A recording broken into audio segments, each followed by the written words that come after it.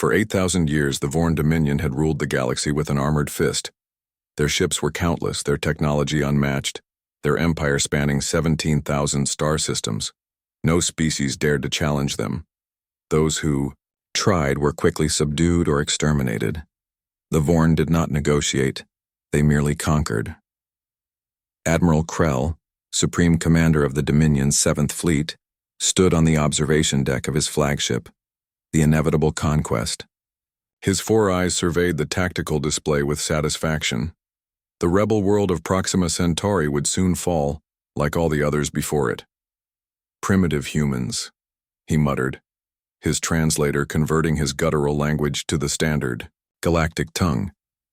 They should have surrendered when given the chance. The humans had been discovered only 30 years ago, confined to a handful of colonies around their home system. They were technological infants compared to the Vorn, who had mastered faster than light travel millennia ago. Yet these humans had shown remarkable defiance, refusing to bend knee to their rightful masters. Admiral, his second-in-command reported, the orbital defenses have been neutralized. Shall we begin the planetary bombardment? Krell was about to give the order when an officer at the sensor station suddenly stiffened. Sir, anomalous reading at the system's edge. Something is coming through. It appears to be a ship, but the signature is unlike anything in our database. Krell scoffed. A desperate last measure? Show me. The tactical display shifted, and even the veteran admiral felt his blood run cold. Emerging from what appeared to be a self-generated spatial rift was a single vessel. It was massive, easily twice the size of his flagship, but that wasn't what disturbed him.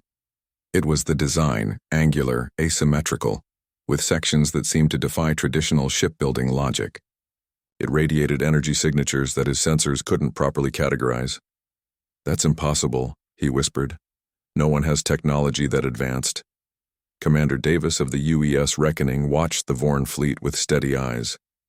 Humanity had been preparing for this day for 3 decades, ever since first contact with the Vorn scout ships. While publicly appearing technologically inferior, Earth's unified governments had poured every resource into a secret project, a single warship that would change the balance of power forever. All systems operational, his tactical officer, Lieutenant Reed, reported. Quantum shields at full capacity, gravity lance charged, dimensional engine stable. Davis nodded. Open a channel to the Vorn flagship.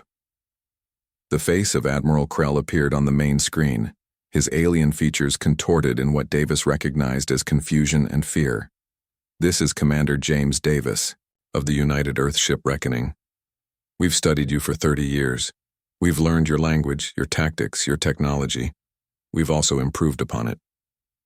Krell's translator struggled with his rapid, angry response. Impossible. No species has ever— We're not like other species, Davis interrupted. Humanity has a unique trait. When threatened, we don't just fight back, we evolve, rapidly. While you believed we were merely struggling to defend our colonies, we were actually reverse engineering every piece of Vorn technology we could salvage. On the bridge of the inevitable conquest, Krell frantically ordered his weapons officers to fire. 300 plasma torpedoes launched toward the human vessel. They never reached their target. The Reckoning activated its quantum shields, creating a localized distortion in space-time. The torpedoes simply ceased to exist. Their matter and energy redistributed harmlessly across multiple dimensions. First demonstration complete, Davis announced calmly. Now let me show you what humanity has created. The Reckoning fired a single shot from its gravity lance. The beam struck the nearest Vorn destroyer, not damaging it but enveloping it in a field of artificially generated gravity so intense that the ship imploded, crushed to the size of a small asteroid in seconds. Panic spread through the Vorn fleet. Ships began to scatter, breaking formation. You have a choice, Admiral, Davis continued. Complete and unconditional withdrawal from human space or extinction. We have no desire for conquest like you do. We simply want to be left alone.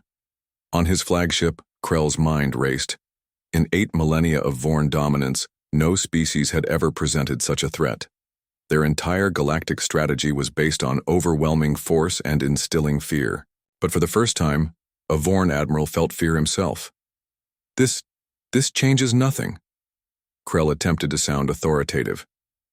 You have one impressive ship. We have thousands of worlds, millions of vessels.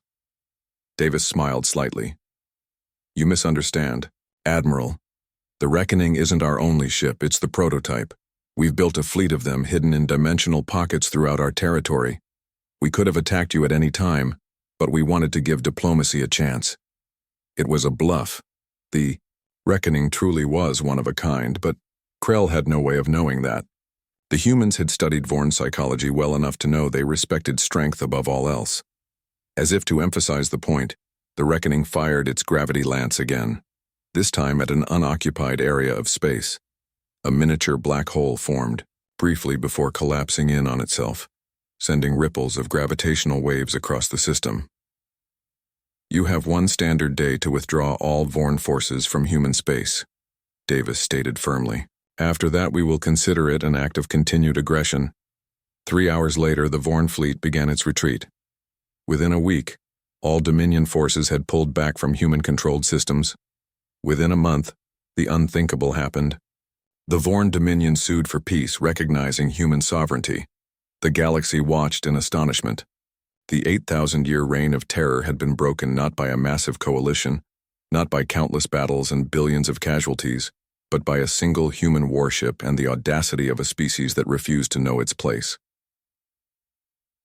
Throughout the galaxy, oppressed species began to whisper a new word: hope.